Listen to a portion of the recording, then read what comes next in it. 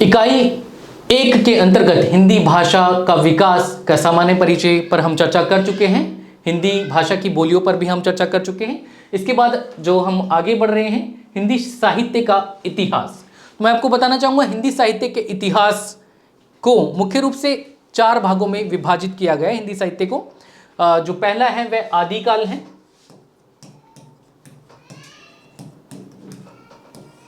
इसके बाद भक्ति काल,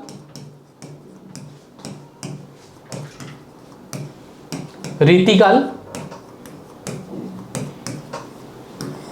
और आधुनिक काल।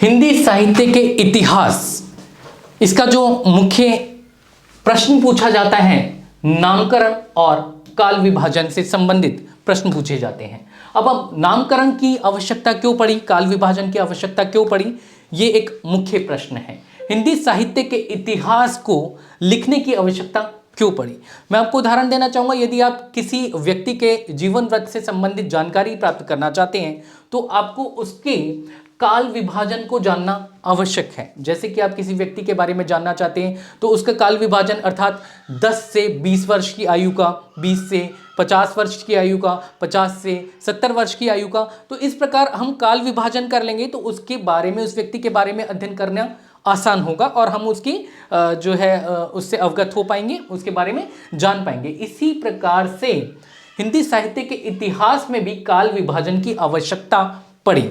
काल विभाजन की आवश्यकता क्यों पड़ी, जैसा कि मैं आपको बता चुका हूं, उसके सुव्यवस्थित अध्ययन के लिए, सुव्यवस्थित अध्ययन के लिए हमें उसका अध्ययन करने के लिए काल विभाजन को पढ़ना या उसकी रचना आवश्यक था।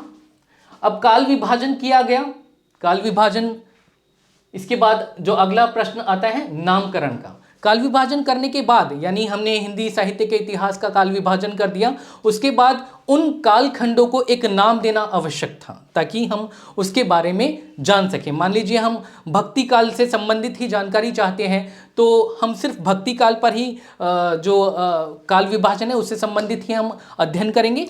हिंदी साहित्य के इतिहास की परंपरा का जो आरंभ है वो फ्रेंच विद्वान गार्सा तासी के साथ शुरू हुआ। इसके साथ ही बहुत से विद्वानों ने हिंदी साहित्य के इतिहास को लिखा। गार्सा तासी फ्रेंच विद्वान थे। ये भारत का विडंबना कहेंगे कि ये हिंदी साहित्य के इतिहास को भी विदेशी ने सर्वप्रथम लिखा। इसके बाद रामचंद्र शुक्ल, मिश्र बंधु और रामकुमार वर्मा, इन सभी ने हिंदी साहित्य का इतिहास की रचना की। हिंदी साहित्य के इतिहास को अलग अलग जो विद्वानों ने अलग अलग समय से नवाजा है।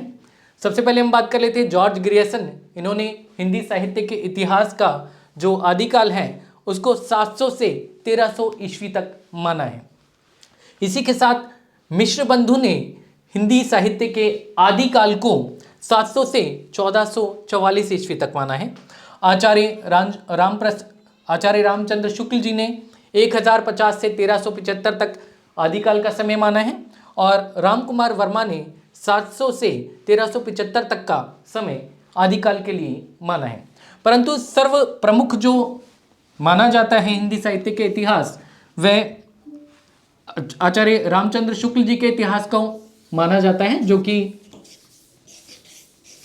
1050 से 1375 तक का है। रामचंद्र शुक्ल जी के इतिहास का 1050 से 1375 तक का जो समय है,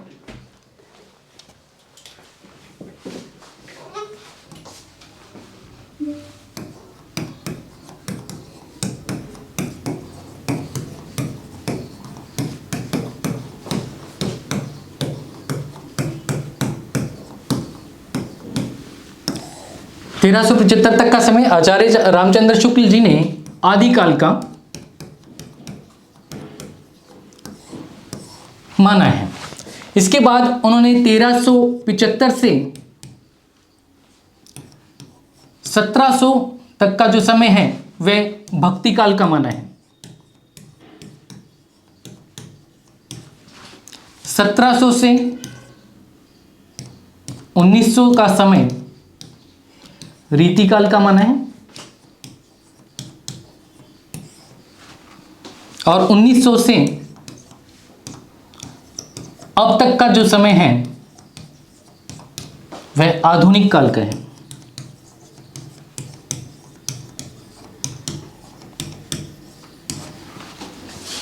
यहां पर बताना चाहूंगा, हिंदी साहित्य को मुख्य रूप से 4 भागों में विभाजित किया गया है। पहला जो 1050 से 1375 तक का जो समय है वह आदिकाल का है। इसके बाद 1375 से 1700 का जो समय है वह भक्ति काल का है। 1700 से 1900 का जो समय है वह रीतिकाल का है, और 1900 से अब तक का जो समय है वह आधुनिक काल के लिए माना गया है। इसके साथ ही अनेक विद्वानों ने अलग अलग नाम आदिकाल को दिए हैं। यहां पर हम बात करते नामकरण की। अलग अलग नाम दिए हैं, परंतु सर्व प्रमुख जो नाम दिया गया है वह आदिकाल है,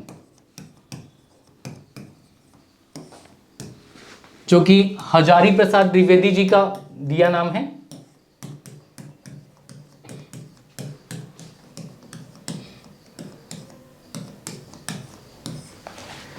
आचार्य रामचंद्र शुक्ल जी ने जो आदिकाल को नाम दिया था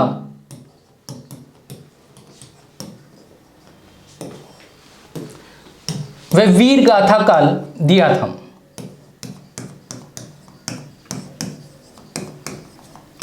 परंतु यहां पर वीर गाथा काल सर्वमान्य नहीं हुआ, क्योंकि इसमें केवल वीरों की गाथा ही नहीं थी। इसके बाद इसको चारण काल नाम दिया गया, वह भी अमान्य हुआ। सिद्ध सामंत काल नाम दिया गया,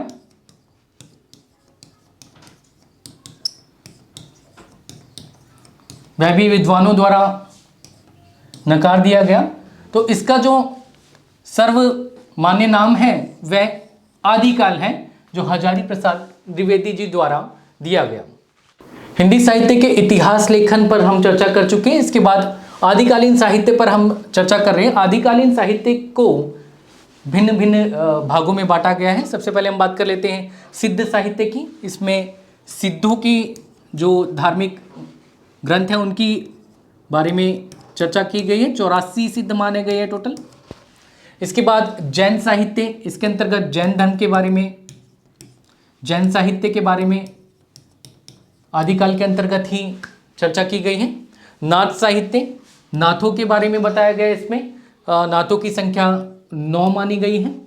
इसके बाद रासो साहित्य, कुल 12 रासो साहित्य की जो है आदिकाल के अंतर्गत रचनाएं हुई हैं, जो कि अर्ध प्रमाणिक और अप्रमाणिक भी माने जाते हैं। उनका कोई इतिहास में जो है विशेष स्थान नहीं है।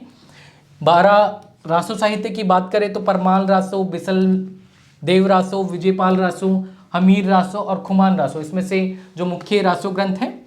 इसके बाद लौकिक साहित्य और गद्य साहित्य। तो ये आदिकाल को इन भागों में बांटा गया है।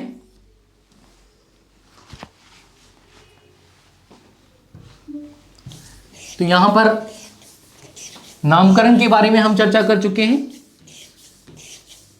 काल विभाजन पर चर्चा कर चुके हैं, और आदिकाल के जो विशेष प्रवृत्ति है उस पर चर्चा कर चुके हैं। मुख्य रूप से अब बात करेंगे आदिकाल की विशेषताएं क्या है, उसकी प्रवृत्ति। ये प्रश्न आपका परीक्षा में आमतौर पर पूछा जाता है। आदिकालीन प्रवृत्तियां,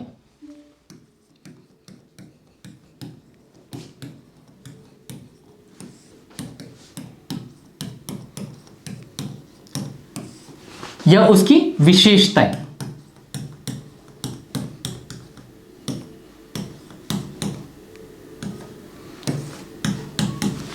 आदिकाल की प्रमुख विशेषताओं के बारे में हम बात कर लेते हैं। आदिकाल की प्रमुख विशेषताएं जो है, परंपरा वादी और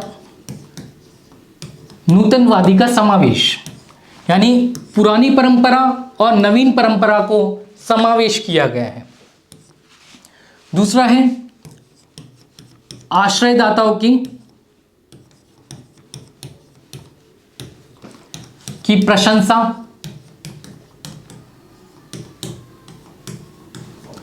यानी आदिकाल का जो समय था वह उसमें जो कवि होते थे वह अपने आश्रयदाताओं के अधीन रहते थे और उन्हीं की प्रशंसा करते थे, उन्हीं का गुणगान करते थे, उन्हीं का चरित्र चित्रण करते थे। रासो काव्य की बहुलता, यानी रासो काव्य को मुख्य स्थान दिया गया आदिकाल में। इसके बाद छंदों का प्रयोग,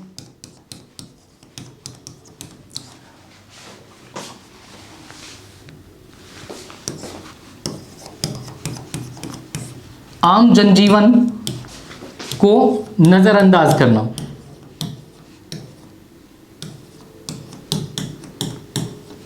यानी आम जनजीवन से उनका कोई सरोकार नहीं है, आम जनजीवन के बारे में उन्होंने कोई रचना नहीं लिखी। अप्रामाणिक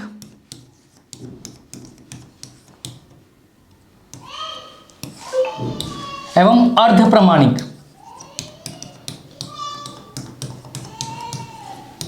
रचनाएं। तो आदिकाल की जो रचनाएं हैं वे अप्रामाणिक हैं, उनका कोई प्रमाण मुख्य रूप से नहीं मिलता है और कुछ अर्ध प्रामाणिक है। तो यहाँ पर आदिकाल से संबंधित जो चर्चा है हम समाप्त कर चुके हैं। आशा करता हूँ कि आदिकाल से संबंधित आपको पूर्ण जानकारी प्राप्त हो गई होगी।